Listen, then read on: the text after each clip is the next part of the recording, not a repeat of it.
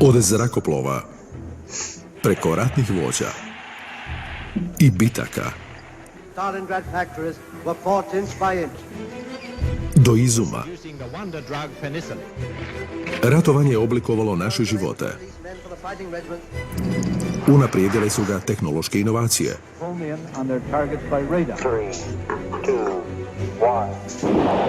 I vojnici gurnuti do ruba. Utrka za taktičkom prednošću često je odlučujući čimbenik u ratu. There's always a technological race in warfare. Sophisticated new technology.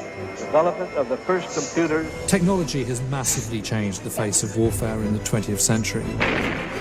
Ova serija prikazuje i rangira najpoznatija i najutjecajnija obilježja ratovanja s inovacijama koje su promijenile pravila igre i obuzele ljudsku maštu, te u kritičnom trenutku promijenile odnos snaga. Ovo je top lista odlika ratovanja u moderno doba.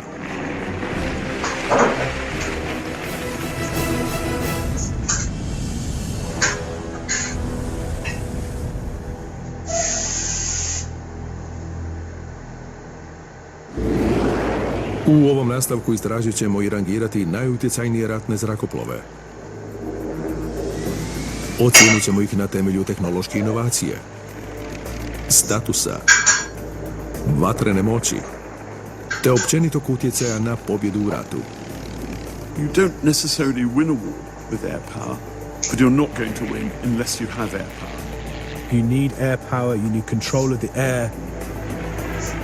For thousands of years, people fought either on the sea or on the land and didn't really consider what was going on above their heads. 10. je na našoj ljestvici slavni bombarder. U jeku Prvog svjetskog rata počelo je doba bombardera. Cepelini su bombardirali Britaniju, no njihove su misije često završavale katastrofom. Na zapadnoj fronti britanski zrakoplov Handley Page dominirao je nebom. Mogao je baciti bombu tešku 700 kg. We start to get strategic bombing, trying to bomb factories back in Germany, bomb key bridges and things like that. So gradually all the things that would emerge in the Second World War are starting to emerge in the First World War. Do 1939. vojni su zapovjednici bili uvjereni da se najveće pobjede mogu postići intenzivnim bombardiranjem. Njemački bombarderi iznenada su napali London 1940. Zatim su britanski bombarderi Lancaster noću bombardirali neprijateljske mete.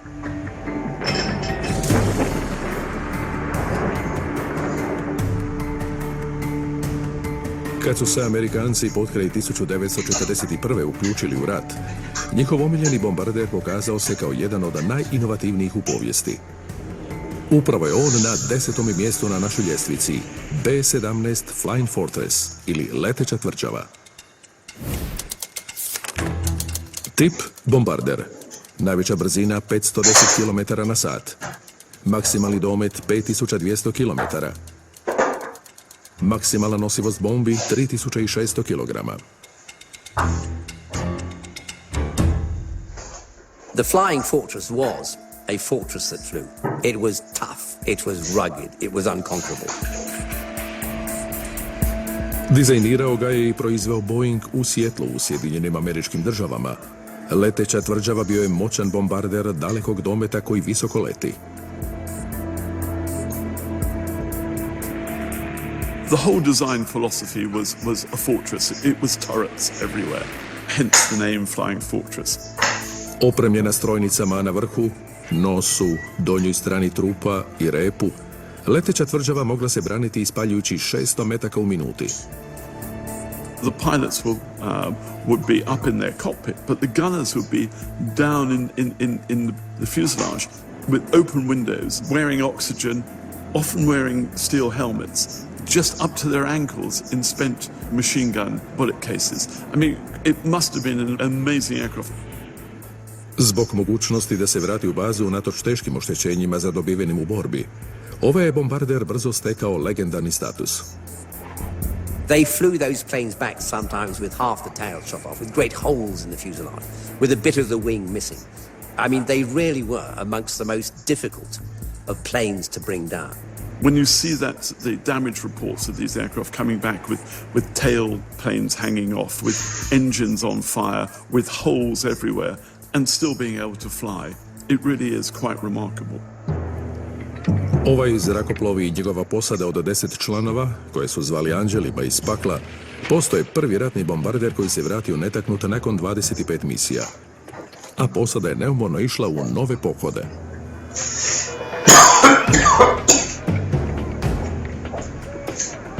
It is no uncommon thing for more than 1,000 American airmen to be flying over enemy territory in one operation. Sometimes 2,000, sometimes even more. Misije su bile iznimno opasne. Svaki je član ekipe znao da bi mu sljedeći pohod mogao biti zadnji. Gotovo četvrtina posada tih zrakoplova nije preživjela. When they jumped in, they were filled with excitement. That adrenaline and testosterone was racing. No thought, we may not come back. U jesen 1942. Njemačka je bila kontinuirano bombardirana. Britanski Lancasteri uzeli su noćnu smjenu, a američke su ekipe išle u akciju danju. Pohodi na neprijateljski teritorij trajali su i po 8 sati.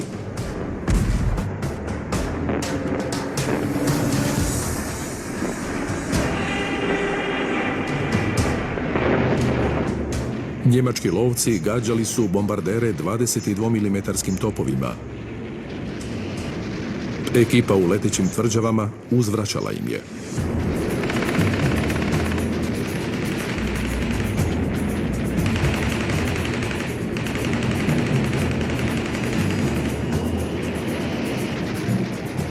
No, ipak su mnogi oboreni s neba.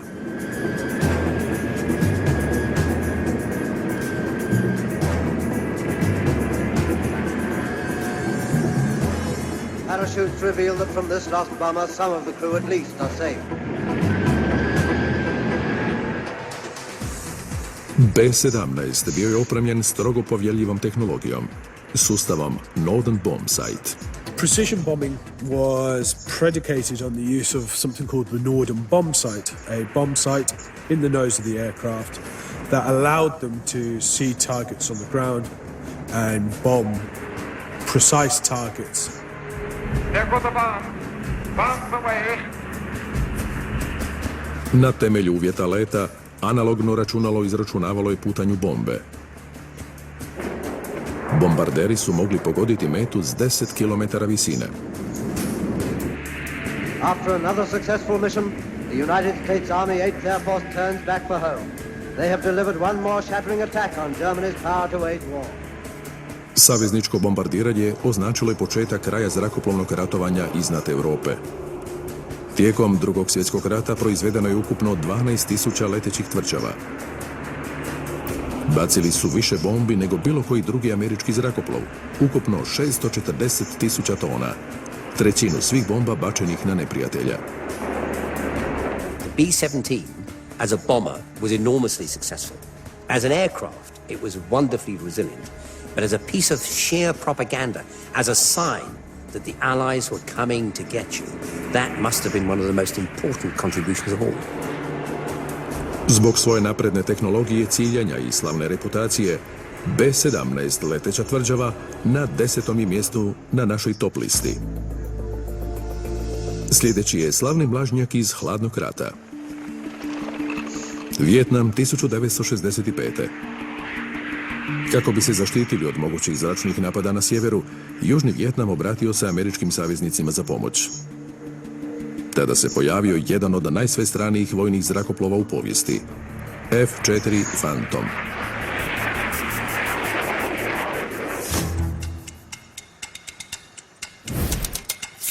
Tip lovac bombarder. Najveća brzina 2370 km/h, 2 maha. Naoružanje 4 obrambene rakete Sparrow i 4 toplinski navođene rakete Sidewinder.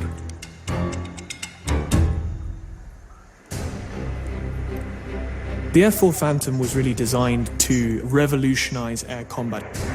The Phantom is an amazing aeroplane because of its multi-role capability. It's a bomber. I mean, it can carry the same warload as a wartime B-17. It's quite a big aircraft, particularly for a fighter. It's very, very fast. It's got a lot of thrust. It's not particularly aerodynamically clean. Pilots used to call it the triumph of thrust over aerodynamics.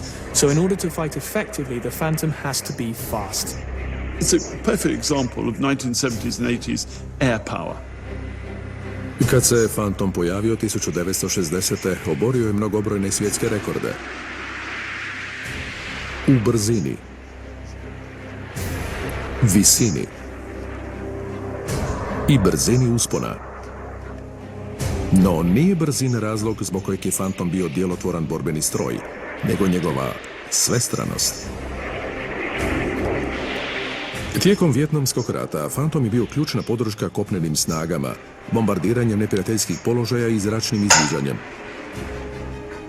No njegova je glavna uloga bila imati nadzor nad nebom, a to je značilo sukobe u zraku. Njihov je glavni suparnik bio MiG-21. Tim sovjetskim zrakoplovima upravljali su izvrsno obučeni sjeverno-vijetnamski vojni piloti, no Phantomi su im bili itekako dorasli. Svaki je zrakoplov imao toplinski navođene rakete. The Phantom has the advantage over the contemporary MiGs of the time simply by the fact that it has a better radar, it has better missile systems, it has better speed. It dominates that battle space because it can do it from range, and that gave it a significance in Vietnam that nothing else had. The combats of the Vietnam War, I think, gave the Phantom its reputation. U jeku rata Phantomi su uzlijetali čak 50 puta na dan. U borbama u zraku oborili su više od 160 neprijateljskih zrakoplova.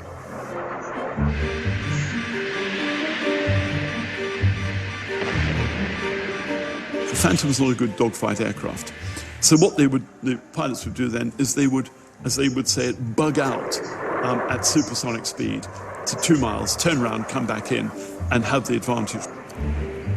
Premda su se Phantomi mukotrpno borili za zračnu premoć u Vijetnamu, njihove su slabe točke razotkrivene. Tijekom rata američko zrakoplovstvo izgubilo je više od 500 Phantoma. Većinu su oborile rakete zemlja-zrak. Unatoč manama, u svoja 4 desetljeća aktivnosti, Phantomi su izvojevali stotine pobjeda u zraku. The Phantom is a big, dirty, loud, relatively inefficient but brute force fighter that can do almost anything you want it to. It's relatively tough, and it's very fast when pushed. This is an aircraft that has a length of service, long production run, good speed, good war-winning capabilities, a classic aeroplane. F-4 Phantom uletio je na 9. mjesto na našoj ljestvici. Sljedeće na listi pionirski lovac. Na početku 20. stoljeća još nije bila poznata koncepcija zračnog ratovanja. Letjelica braće Wright prvi je put poletjela 1903. 2 godine poslije uslijedio je prvi let preko Engleskog kanala. A 1910. mladi avijatičar Thomas Sopwith prvi je put poletio u ovom monokrilcu. Nikada nije zaboravio taj let. Certainly frightening, certainly exhilarating, and certainly uncomfortable.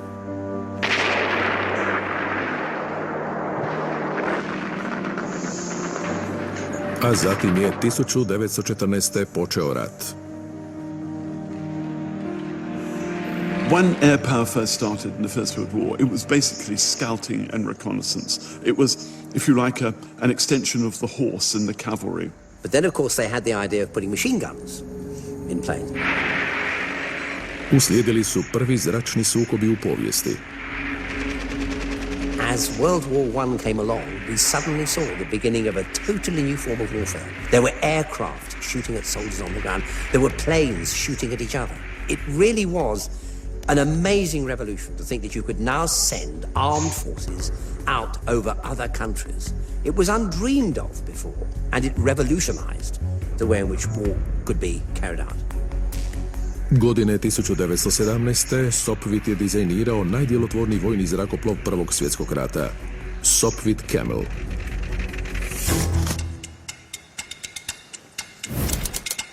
Tip lovac dvokrilac. Najveća brzina 185 km na sat. Raspon krila 8 metara. Naoružanje 2 strojnice Vickers.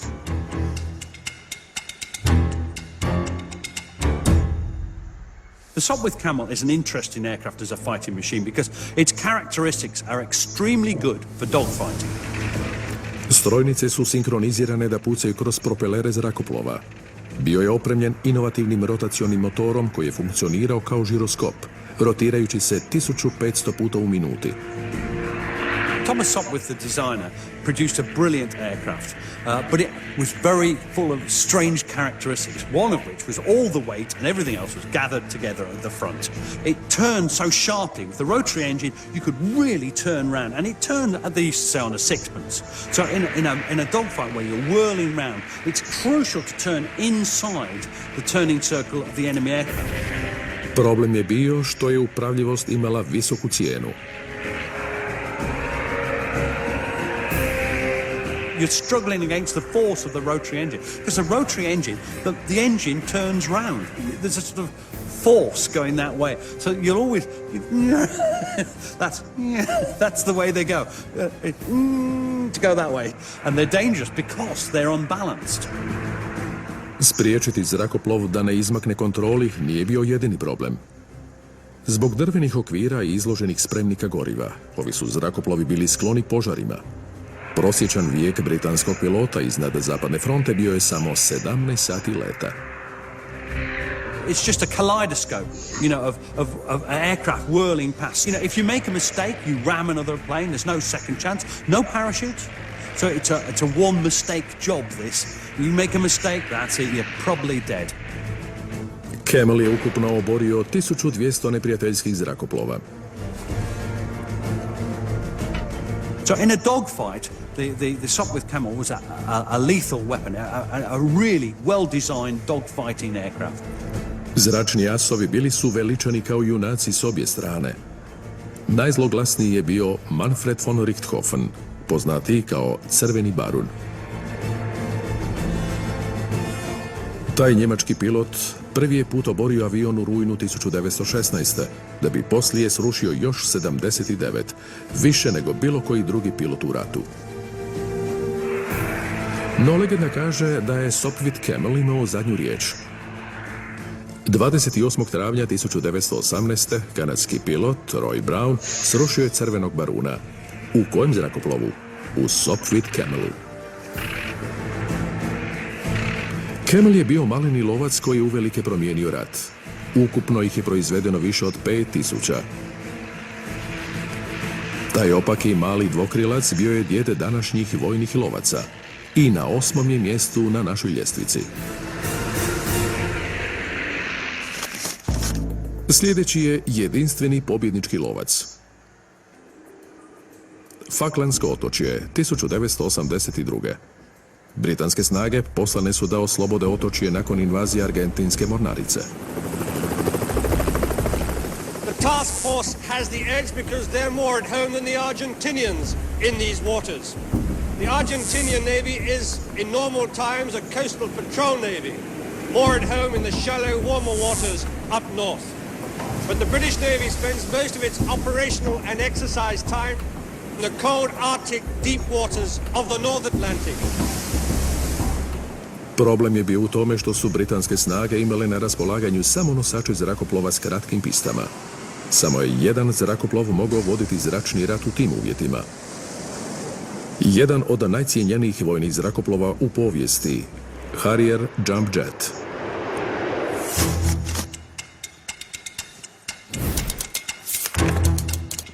Tip lovac na mlazni pogon. Najveća brzina 1176 km na sat. Naoružanje 2 30 mm topa, 2 rakete AMRAAM i 4 toplinski navođene rakete.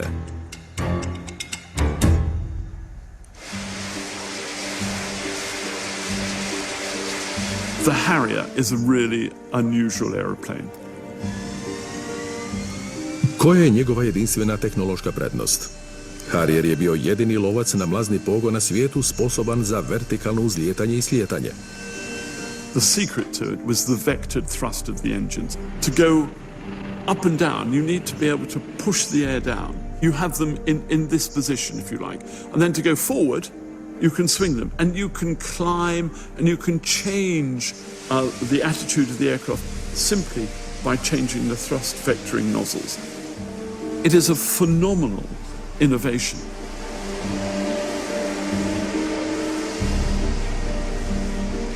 During the Falklands campaign, there is no doubt that the iconic aeroplane is the Sea Harrier. Piloti Harriera bili su suočeni s moćnim neprijateljem. Znali su da su argentinski zrakoplovi Mirage brži i bilo ih je 6 puta više nego Harriera. Britanski brodovi u otočnim uvalama bili su veoma lake mete. Argentinski lovci ispaljivali su protubrodske rakete Exocet i potopili 6 brodova tijekom sukoba. No, britanski su zapovjednici planirali vlastite zračne napade. Što je bila meta? Zračna luka Port Stanley, koja je bila u neprijateljskim rukama. It was first light, the sky is blue, the sun just coming up. It was very, very exciting. You feel the adrenaline going when you get into the aeroplane, when you start up.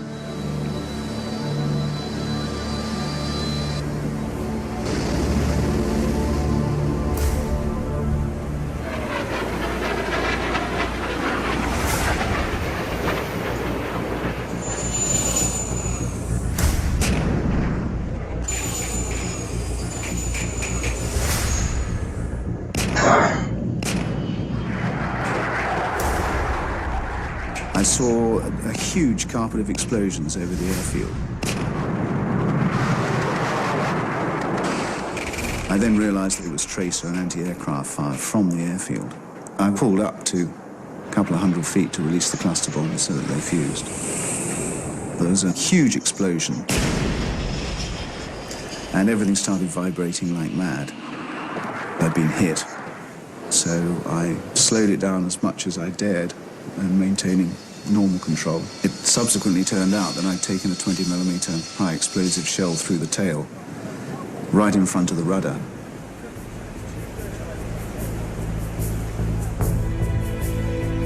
Uzletište je bilo oštećeno, no neprijateljski lovci s kopna nastavili su rat u zraku. When it comes to air-to-air combat between the Mirage and the Sea Harrier, the advantages with the Sea Harrier, not because of speed, but because of superior training, a better missile system, and probably a better radar system. Suočeni s brojnim snagama, s bržim zrakoplovima, tijekom sukoba na Falklandima, Harrieri su srušili 23 zrakoplova bez jednog gubitka u borbi u zraku.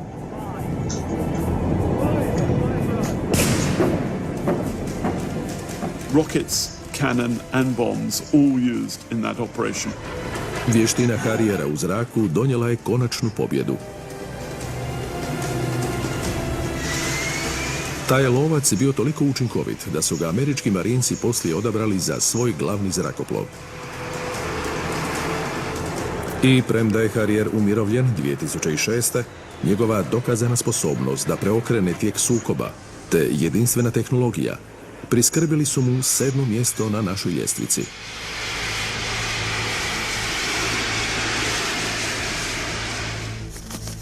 Sljedeći je najmoderniji zrakoplov na našoj ljestvici. U Siriji su se 2014. lovci takozvane islamske države nadvili nad regiju. Od grada Kobanija zaprijetili su granici susjedne Turske.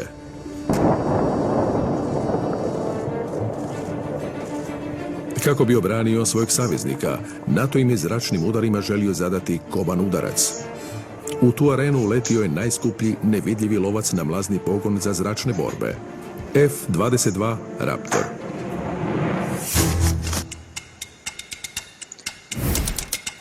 Tip prikriveni lovac. Najviša brzina 2400 km/h, 2,5 maha. Domet 3000 km. Naoružanje rakete zrak-zrak i zrak-zemlja.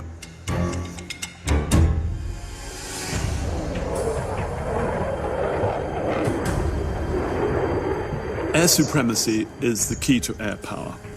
The only air force in the world which comes at the very top is the US Air Force with the Raptor. The F-22 is a highly sophisticated aircraft. It's highly maneuverable, very fast, it has super cruise capability, it has some of the most advanced air-to-air missiles. It is the most maneuverable, it is the fastest. It goes at about 1,500 miles an hour or about 2,400 kilometers an hour. And it's just a very, very impressive aircraft, very impressive piece of technology. There is no aircraft currently in service that can compete consistently. This aircraft gives you the first look, the first shot and the first kill in any war. Raptor se odlikuje naprednim naoružanjem i može letjeti dvostruko brže od zvuka. Njegov as u rukavu nisu samo opcije napada, nego i način na koji pretvori obranu u napad, zahvaljujući tehnologiji prikrivenosti. Stealth technology is really cutting edge when it comes to combat aircraft. It's really incredible that an aircraft as large as the F-22, because of its design, because of the coatings, because of the way that it maintains its bombs internally, actually only has the signature of a bird, which makes it incredibly difficult for an air defense system to spot. Svaki je zrakoplov premazan posebno dizajniranom bojom koja apsorbira radarske valove umjesto da ih odražava. Cilj je neopaženo prodrijeti u neprijateljski zračni prostor.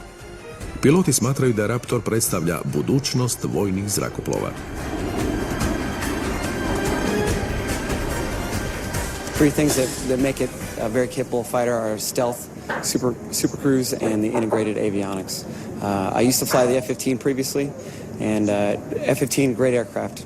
104-0 kill ratio. F-22 has significantly better capabilities above and beyond the F-15, so it brings a lot to the fight.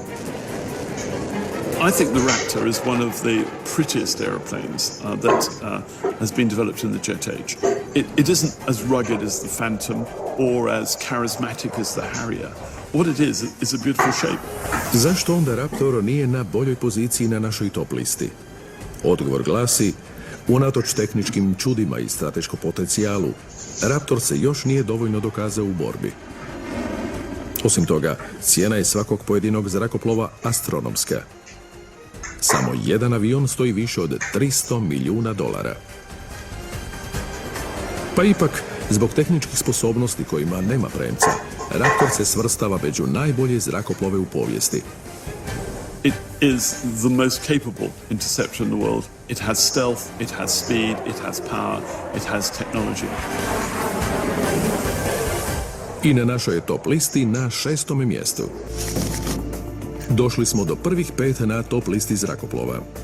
Dosad smo vidjeli pionirske lovce, bombardere koji su donijeli pobjedu u ratu, te mlažnjake iz hladnog rata. Još trebamo vidjeti zrakoplov iz znanstvene fantastike, te najučinkovitijeg lovca u povijesti. No, sljedeća je na ljestvici najzaposlenija letjelica na našoj listi.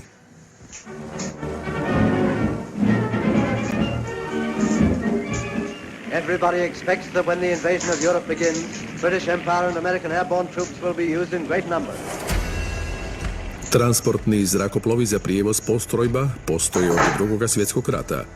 Horsa je bila glavna jedrilica za prijevoz savezničkih komandosa koje su iskrcavali direktno na bojištu. Problem je bio u tome što su jedrilice trebale velik prostor za slijetanje i nisu bile praktične. Vojni su se zapovjednici okrenuli drugoj zrakoplovnoj tehnologiji radi taktičke prednosti. Helikopteru.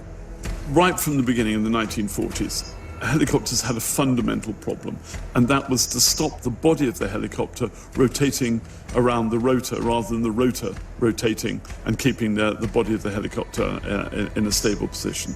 And the only way to do that was to have a tail rotor. S helikopterima s više rotora eksperimentiralo se još 1923. No bilo je teško postići stabilnost. U 60. godinama dizajniran je novi helikopter s 2 rotora. postoje simbol ratovanja. Na 5. mjestu jedini je helikopter na našoj top listi. Chinook.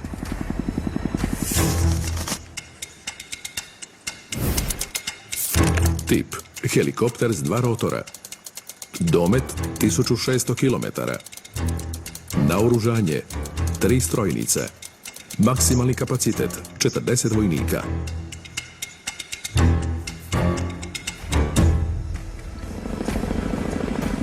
Chinook je prvi put upotrebljen 1962. i jedna je od rijetkih letjelica iz tog razdoblja koje su i danas u upotrebi. The flexibility of the design. It might look slow and cumbersome. Actually, because of the twin rotor system, it's amazingly agile. This is a significant way forward for moving people. The logistics of war. We often forget logistics. You lose wars because you don't have logistics. The Chinook is your war-winning logistic tool. The Chinook is a classic enabler. It's a force multiplier. Commanders love them, troops love them. Helikopteri Chinook doživjeli su prvo pravo vatreno krštenje u Vijetnamu.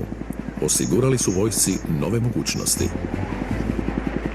You could put 40 troops out on top of a hill, fly off, they could do whatever mission was needed. You could come back and pick them up again. There were a number of other helicopters that the American Army had at their disposal, but nothing matched the lift of the Chinook and its maneuverability. In Vietnam, the Americans needed a heavy lifter. They needed to be able to take 10 tons and put it down in a precise location. Na vrhuncu Vijetnamskog rata u upotrebi je bilo 750 helikoptera. Prevozili su vojnike i opremu po cijelom ratnom području. U posljednje vrijeme helikopteri Chinook rabe se u napadačkim misijama, ubacuju postrojbe u neprijateljski teritorij i, što je najvažnije, donose im zalihe. The Chinook is still as relevant today as it was in the Cold War or in Vietnam back 50 years ago. Afghanistan is probably the place. The Chinook has made its own. Ovaj helikopter s 2 rotora promijenio je način ratovanja i danas ga traže vojske diljem svijeta. Sljedeće na 5. mjesto na našoj top listi. Sljedeći je jedan slavni lovac. Godine 1940. Njemačka je osvojila većinu Europe. Francuska je pala, a Britanija je trebala biti sljedeća. Hitler je planirao pomorsku invaziju za sredinu rujna. No prvo je njemački Luftwaffe trebao steći kontrolu nad Engleskim kanalom. The battle of Britain is about to begin. Upon this battle depends the survival of Christian civilization. U igru tada ulazi Spitfire.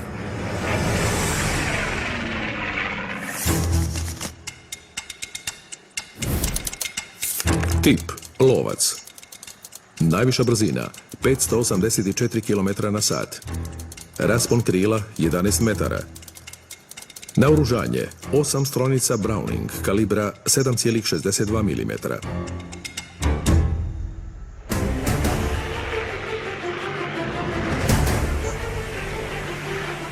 Spitfire is the most extraordinary plane.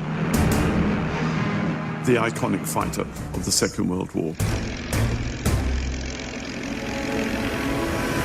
U ljeto 1940. britansko zrakoplovstvo pripremalo se za ključnu borbu protiv Hitlerovih moćnih zračnih snaga. Uslijedila je poznata bitka za Britaniju. The Battle of Britain is the first battle fought entirely in the air. The ultimate aim of the air battle from the German perspective was to clear the skies of southern England of the RAF as a precursor for invasion. Kad su se njemački bombarderi približili, protuavionski topovi pucali su s tla. I piloti su krenuli u akciju. Piloti iz Spitfire-a imali su u prosjeku samo 20 godina i bili suočeni s mnogobrojnim neprijateljem. And then we saw the enemy, and a lot of them.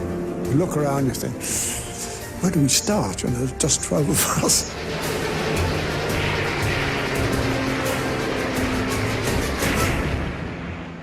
The question of being outnumbered didn't come into it because we were always outnumbered. While the battle is still raging, Hurricanes and Spitfires return to refuel and reload. Ekipe na tlu popravljale su zrakoplove izbušene mecima. A zatim su se zrakoplovi vraćali u borbu. Ali zbog čega je Spitfire postao tako slavan zrakoplov? Godinama se radilo na njegovu dizajnu. Even before the war, Britain had been dead set on a strategy of building up air power. Air power was absolutely key. The idea was to develop a warplane. Rabili su lagane legure da mu smanje težinu. Aerodinamička svojstva ugrađena su u snažne motore. A letjelicu je hranila nova mješavina goriva.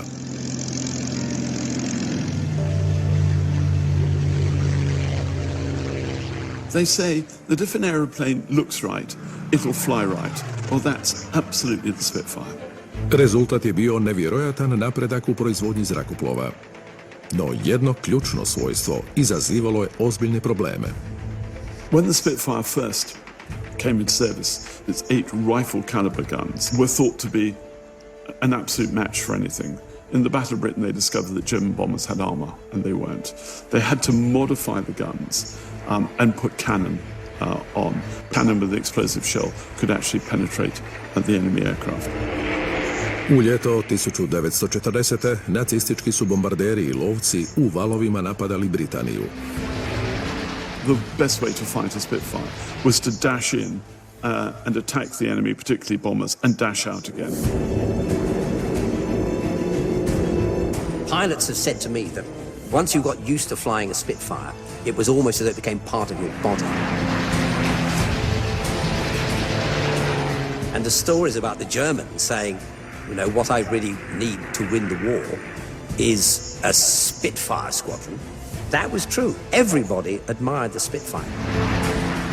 Nakon 4 mjeseca borbe u zraku, zrakoplovi Spitfire odnijeli su pobjedu. Ukupno je srušeno više od 1000 britanskih zrakoplova, no njemački su gubici bili dvostruko veći. Spitfire je na 4. mjestu na našoj top listi utjecajnih ratnih zrakoplova. No sljedeća generacija lovaca podići će lovačku tehnologiju na sasvim novu razinu. Takav je zrakoplov na 3. mjestu. Technology has massively changed the face of warfare in the 20th century. But what has also happened is that every time one side makes an advance, the other side then catches up. Godine 1941. u jeku Drugog svjetskog rata Njemačka je ratovala na nekoliko bojišta. Njihovi lovci Messerschmitt i bombarderi poraženi su u bici za Britaniju. Nacisti su trebali novog lovca na nebu. To će biti Focke-Wulf 190.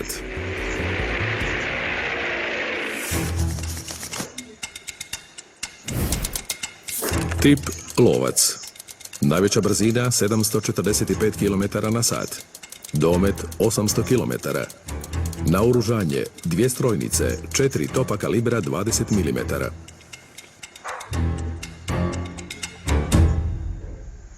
Fighter Command have captured a nice new specimen of Germany's latest fighter, the Focke-Wulf 190.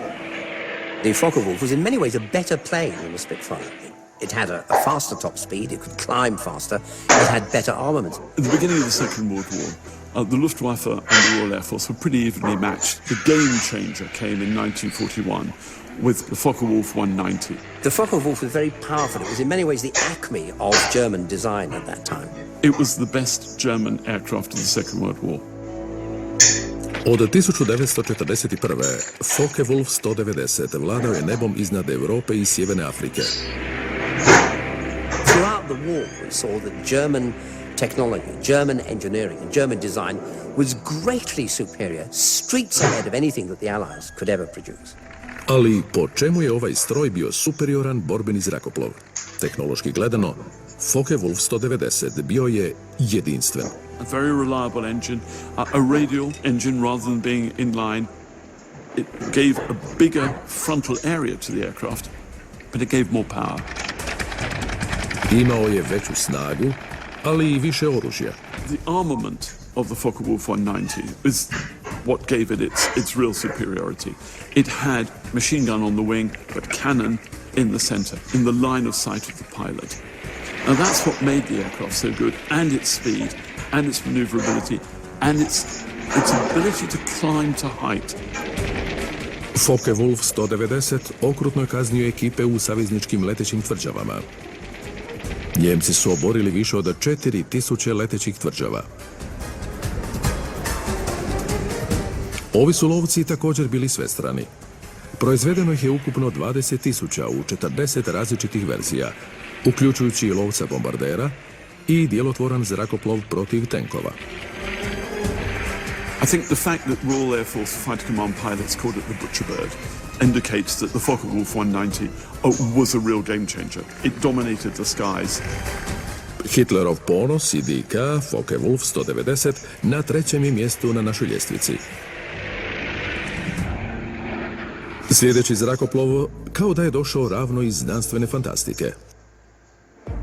Od početaka zračnog ratovanja, bombarderi su bili ključni za postizanje strateške prednosti. U Prvom svjetskom ratu britanski Vickers-Vimy, njemački bombarder Gotha i francuski Breguet 14. Svi su bili suočeni s posebnim izazovom. Zbog svoje teže građe bili su veći i moglo ih se lakše opaziti i lakše srušiti. Nakon rata inženjeri su potražili rješenja u tehnologiji. U 30-ima je razvijen takozvani dizajn letećega krila. Iskušan je eksperimentalni zrakoplov po imenu Pterodaktil. Taj dizajn bio pokušaj da se poveća domet bombardera i smanji buka motora kako bi bio manje uočljiv. U 60-ima leteće krilo dalje testirano. Neki dizajni nisu nadišli eksperimentalnu fazu.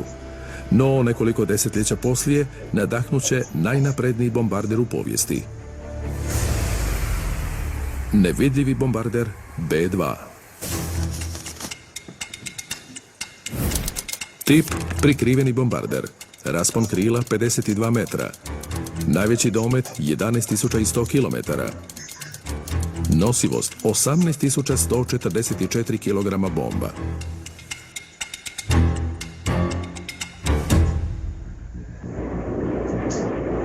There's nothing that intrigues people more than having a stealthy, secret aeroplane, because it is the top of the game. The B-2 stealth bomber is what we would call a strategic bomber. It's designed to penetrate enemy airspace. The B-2 is the most advanced bomber in service. Godine 1988. službena inauguracija tog bombardera bila je u vijestima diljem svijeta. It was like a scene from Star Wars, the new stealth bomber emerging into the glare of publicity after years when its very existence was top secret. The revolutionary bomber is designed to be almost invisible to enemy radar. I certainly am awe-inspired by it, and if you look at the aircraft as it takes off, it looks like a giant bat getting into the air. It is really quite a remarkable aeroplane. Premda je B-2 taktički bombarder, njegova je najveća prednost nevidljivost. There is a great advantage in the surprise, the strategic surprise that comes through stealth technology. Stealth is designed to be very secretive, and it allows US Air Force pilots to operate with near impunity almost anywhere in the world. Prikriveni bombarder ima dva glavna aspekta obrane od radarskog opažanja. One aspect is the radar absorbent material that the aircraft is coated in. The angle of the aircraft again absorbs and reflects in certain ways and confuses enemy radar that allows it to be undetected by enemy radar and enemy air defense systems. Ispod elegantnog okvira skrivena su 4 mlazna motora i 2 spremišta s dovoljno prostora za 18.000 kg bombi, što je treća najveća nosivost na nekom bombarderu. It is like nothing else that's ever flown. Tijekom Zaljevskog rata 1991. prikriveni bombarder nije bio spreman za operacije. Umjesto toga, američka se vojska oslanjala na prikrivenog lovca.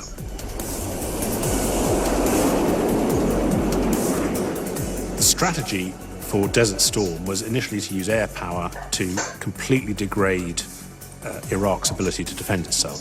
So that was by taking out Iraqi air defense assets, by taking out the Iraqi Air Force, by taking out key installations.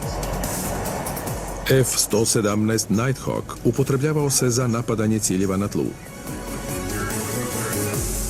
Prošlo je cijelo desetljeće prije nego li je stariji brat nevidljivih lovaca, bombarder B-2, postao upotrebljiv. Tijekom rata u Iraku 2003. B-2 letio je najdulje u povijesti, više od 44 sata. Danas je B-2 i dalje na prvoj crti bojišnice i ostaće ondje barem do 2050. Taj inovativni bombarder dospio je na drugo mjesto na našoj ljestvici. Na broju 10 naše ljestvice B-17, leteća tvrđava. Na 9. mjestu zvijezda hladnog rata F-4 Phantom.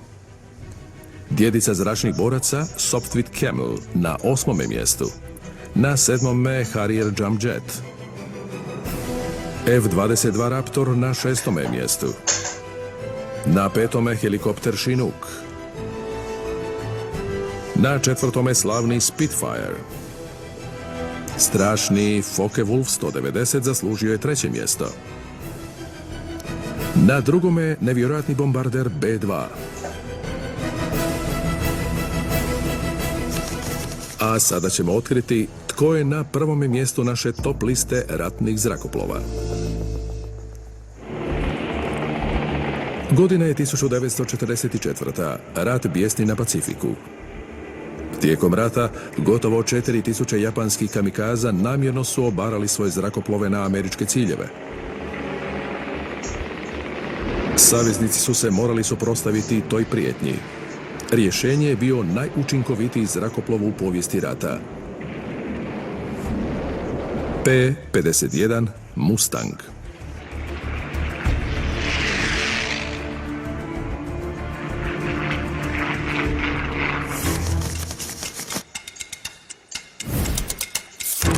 Tip lovac. Najveća brzina 703 km na sat. Naoružanje 6 strojnica kalibra 12,7 mm na krilima. Broj srušenih neprijateljskih zrakoplova 4950.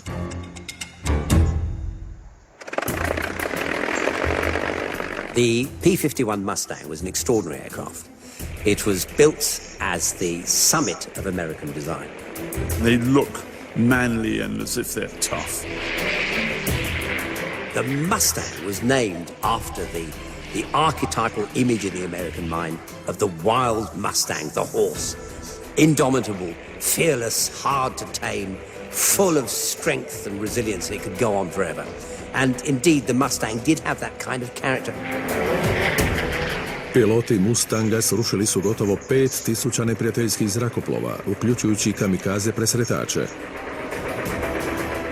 Godine 1944. iznad Pacifika, nakon mnogo godina japanske dominacije, Mustang je počeo preokretati tijek rata. No, najviše se istaknuo u Europi.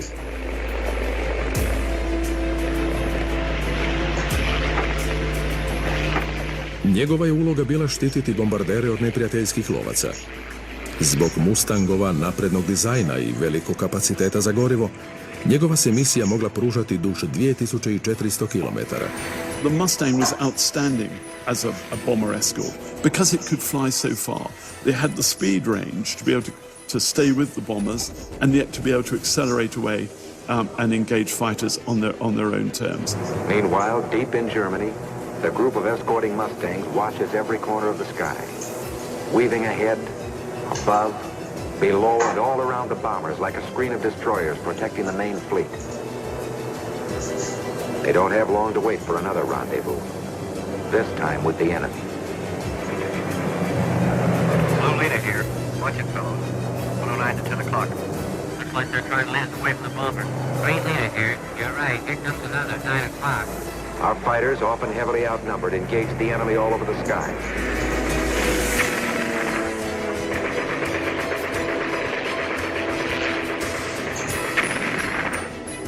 Potkraj zime 1944. saveznici su radikalno promijenili strategiju za Mustange. više nisu samo branili bombardere, nego su i izravno napadali neprijatelja. Piloti Mustanga počeli su presretati njemačke lovce mnogo prije nego li bombarderi stupe na neprijateljsko područje. Tako je u samo tjedan dana Luftwaffe izgubio 1/5 svojih lovaca. It's not the fastest aircraft around. It's not the most heavily armed fighter around. It's not the most maneuverable fighter around. But what it is probably the best balanced fighter of the war. It's an icon and it deserves to be one. Neupitni kralj neba. P-51 Mustang zaslužio je prvo mjesto na našoj top listi.